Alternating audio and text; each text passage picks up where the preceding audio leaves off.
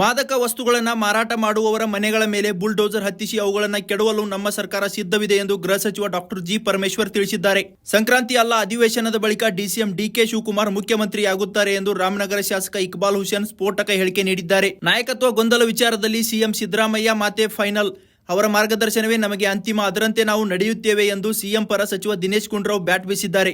DCM DK Shivakumar ಕೂಡ ಮುಖ್ಯಮಂತ್ರಿ ಆಗಬೇಕೆಂಬುದು ನನ್ನ ಆಸೆ. ಅವರು ತಮ್ಮ ಡಿನ್ನರ್ಗೆ ನನಗೂ ಕರೆದಿದ್ರು, ಆದರೆ ನಾನು ನಮ್ಮ ಸ್ನೇಹಿತರ ಮನೆಗೆ ಹೋಗಿದ್ದೆ, ಹೀಗಾಗಿ ಅಲ್ಲಿಗೆ ತೆರಳಿಲ್ಲ ಎಂದು ಸಚಿವ ಜಮೀರ್ ಅಹಮದ್ ಖಾನ್ ಅಚ್ಚರಿ ಹೇಳಿಕೆ ನೀಡಿದ್ದಾರೆ.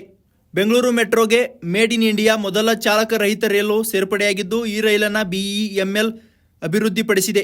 ಮೇಕೆದಾಟು ಯೋಜನೆ ತ್ವರಿತ ಅನುಷ್ಠಾನಕ್ಕೆ ಕೆಇಆರ್ಎಸ್ ಕರ್ನಾಟಕ ಇಂಜಿನಿಯರಿಂಗ್ ಸಂಶೋಧನಾ ಕೇಂದ್ರ ನಿರ್ದೇಶಕರ ನೇತೃತ್ವದಲ್ಲಿ ತಂಡವನ್ನು ರಚಿಸಿ ರಾಜ್ಯ ಸರ್ಕಾರ ಆದೇಶ ಹೊರಡಿಸಿದೆ. ಉತ್ತರ ಕರ್ನಾಟಕ ಭಾಗದ ಅಭಿವೃದ್ಧಿಗಾಗಿ ಪ್ರತ್ಯೇಕ ರಾಜ್ಯದ ಬೇಡಿಕೆ ಇಟ್ಟಿದ್ದೇನೆ, ನಾನು ನನ್ನ ವೈಯಕ್ತಿಕ ಅಭಿಪ್ರಾಯ ತಿಳಿಸಿದ್ದೇನೆ ಎಂದು ಕಾಗವಾಡ ಶಾಸಕ ರಾಜು ಕಾಗೆ ಹೇಳಿದ್ದಾರೆ. ದ್ವೇಷ ಭಾಷಣ ತಡೆಗೆ ಸರ್ಕಾರ ಕಾನೂನು ತರಲು ಹೊರಟಿರುವುದು ಸಂವಿಧಾನಕ್ಕೆ ವಿರುದ್ಧವಾಗಿದ್ದು, ಅದರ ವಿರುದ್ಧ ಬಿಜೆಪಿ ಕಾನೂನಾತ್ಮಕ ಹೋರಾಟ ನಡೆಸಲಿದೆ ಎಂದು ಬಿಜೆಪಿ ಸಂಸದ ಬಸವರಾಜ ಬೊಮ್ಮಾಯಿ ಹೇಳಿದ್ದಾರೆ. ಹೈಟೆನ್ಷನ್ ವೈರ್ ಕಂಬದ ಮೇಲೆ ಕುಳಿತಿದ್ದ ಸುಮಾರು 2 ಲಕ್ಷ ರೂಪಾಯಿ ಬೆಲೆ ಬಾಳುವ ಫಾರಿನ್ ಗಿಳಿ ರಕ್ಷಿಸಲು ಹೋಗಿ ವಿದ್ಯುತ್ ಶಾಕ್ ಹೊಡೆದು ಯುವಕನೋರ್ವ ಬಲಿಯಾದ ಘಟನೆ ಬೆಂಗಳೂರಿನ ಗಿರಿನಗರದ ಖಾಸಗಿ ಅಪಾರ್ಟ್ಮೆಂಟ್ನಲ್ಲಿ ನಡೆದಿದೆ. ಲೋಕಸಭೆಯಲ್ಲಿ ಇ ಸಿಗರೇಟ್ ಸೇದಿದ ಆರೋಪದ ಮೇಲೆ ಟಿಎಂಸಿ ಸಂಸದರ ವಿರುದ್ಧ ಕ್ರಮ ಕೈಗೊಳ್ಳಬೇಕೆಂದು ಒತ್ತಾಯಿಸಿ ಬಿಜೆಪಿ ಸಂಸದ ಅನುರಾಗ್ ಠಾಕೂರ್ ಸ್ಪೀಕರ್ ಓಂ ಬಿರ್ಲಾ ಅವರಿಗೆ ಲಿಖಿತ ದೂರು ನೀಡಿದ್ದಾರೆ. ಜಮ್ಮು ಮತ್ತು ಕಾಶ್ಮೀರವು 1 ವರ್ಷದಲ್ಲಿ 7,000ಕ್ಕೂ ಹೆಚ್ಚು ನೋಂದಾಯಿತ ವಕ್ಫ್ ಆಸ್ತಿಗಳನ್ನು ಕಳೆದುಕೊಂಡಿದ್ದು, ಇದು ಮುಸ್ಲಿಮರ ವಿರುದ್ಧದ ದಾಳಿ ಎಂದು ಮಾಜಿ ಸಿಎಂ ಮೆಹಬೂಬಾ ಮುಫ್ತಿ ಟೀಕಿಸಿದ್ದಾರೆ. ದೇಶದಲ್ಲಿ ಪ್ರತಿಯೊಬ್ಬರೂ ಅವಕಾಶ ಸಿಕ್ಕಾಗಲೆಲ್ಲ ಹಿಂದೂಗಳನ್ನು ಟಾರ್ಗೆಟ್ ಮಾಡುತ್ತಿದ್ದಾರೆ ಎಂದು ಆಂಧ್ರಪ್ರದೇಶದ ಡಿಸಿಎಂ ಪವನ್ ಕಲ್ಯಾಣ್ ಕಳವಳ ವ್ಯಕ್ತಪಡಿಸಿದ್ದಾರೆ.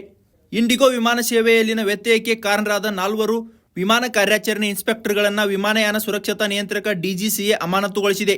ಮುಸ್ಲಿಂ ಜನಸಂಖ್ಯೆಯು 50% ದಾಟಿದರೆ ಇತರ ಸಮುದಾಯಗಳು ಅಳಿಸಿ ಹೋಗುತ್ತವೆ ಎಂದು ಅಸ್ಸಾಂ ಮುಖ್ಯಮಂತ್ರಿ ಹಿಮಂತ್ ಬಿಸ್ವಾ ಶರ್ಮಾ ಜನಸಂಖ್ಯಾ ಆಕ್ರಮಣದ ಬಗ್ಗೆ ಎಚ್ಚರಿಕೆ ನೀಡಿದ್ದಾರೆ. ಉತ್ತರ ಜಪಾನ್ ಕರಾವಳಿಯಲ್ಲಿ ಪ್ರಬಲ ಭೂಕಂಪನ ಸಂಭವಿಸಿದ್ದು, ಈ ಪ್ರದೇಶದಲ್ಲಿ ಇದಕ್ಕೂ ಮುನ್ನ ಸಂಭವಿಸಿದ ಭೂಕಂಪಕ್ಕಿಂತ 50 ಜನರು ಗಾಯಗೊಂಡಿದ್ದಾರೆ ಎಂದು ವರದಿಯಾಗಿದೆ. ಯುದ್ಧ ನಿಲ್ಲಿಸುವಂತೆ ತಿಳಿಸಿದರೂ ರಷ್ಯಾ ಮತ್ತು ಉಕ್ರೇನ್ ನಡುವೆ ಯುದ್ಧ ಮುಂದುವರಿದಿದ್ದು, ಈ ಎರಡರ ಬಗ್ಗೆಯೂ ಅಮೆರಿಕ ಅಧ್ಯಕ್ಷ ಡೊನಾಲ್ಡ್ ಟ್ರಂಪ್ ತೀವ್ರ ನಿರಾಶೆಗೊಂಡಿದ್ದಾರೆ. ಉತ್ತರ ಗೋವಾದಲ್ಲಿ ಸಂಭವಿಸಿದ್ದ ಬೆಂಕಿ ಅವಘಡಕ್ಕೆ ಸಂಬಂಧಿಸಿದಂತೆ ನೈಟ್ ಕ್ಲಬ್ ಮಾಲೀಕರಾದ ಗೌರವ್ ಲೂತ್ರಾ ಹಾಗೂ ಸೌರಭ್ ಲೂತ್ರಾ ಅವರನ್ನು ಥೈಲ್ಯಾಂಡ್ನಲ್ಲಿ ಬಂಧಿಸಲಾಗಿದೆ. ಆಸ್ಟ್ರೇಲಿಯಾದಲ್ಲಿ ಸ್ಕೈ ಡೈವಿಂಗ್ ಮಾಡುವಾಗ ಓರ್ವ ಸ್ಕೈ ಡೈವರ್ನ ಪ್ಯಾರಾಚೂಟ್ ವಿಮಾನದ ಬಾಲಕ್ಕೆ ಸಿಲುಕಿಕೊಂಡು ಆತ ಆಗಸದಲ್ಲಿ ನೇತಾಡಿದ್ದು, ಆತ ಕೊನೆಗೂ ಪವಾಡದಂತೆ ಪಾರಾಗಿದ್ದು, ಈ ಘಟನೆ ರೋಚಕ ವಿಡಿಯೋ ವೈರಲ್ ಆಗಿದೆ. ಪಾಕಿಸ್ತಾನದ ಬೇಹುಗಾರಿಕಾ ಸಂಸ್ಥೆ ಐಎಸ್ಐ ಮಾಜಿ ಮುಖ್ಯಸ್ಥ ನಿವೃತ್ತ ಲೆಫ್ಟಿನೆಂಟ್ ಜನರಲ್ ಫೈಜ್ ಹಮೀದ್ ವಿರುದ್ಧದ ದುಷ್ಕೃತ್ಯ ಮತ್ತು ಸೇವಾ ನಿಯಮಗಳ ಉಲ್ಲಂಘನೆ ಆರೋಪ ಸಾಬೀತಾದ ಹಿನ್ನೆಲೆಯಲ್ಲಿ ನ್ಯಾಯಾಲಯ 14 ವರ್ಷಗಳ ಕಠಿಣ ಜೈಲು ಶಿಕ್ಷೆ ವಿಧಿಸಿದೆ. ಹೆಚ್ಚಿನ ವಿಡಿಯೋಗಳಿಗೆ ಪ್ರತಿಧ್ವನಿ ಯೂಟ್ಯೂಬ್ ಚಾನೆಲ್ ಸಬ್ಸ್ಕ್ರೈಬ್ ಮಾಡಿ, ಬೆಲ್ ಐಕಾನ್ ಕ್ಲಿಕ್ ಮಾಡಿ.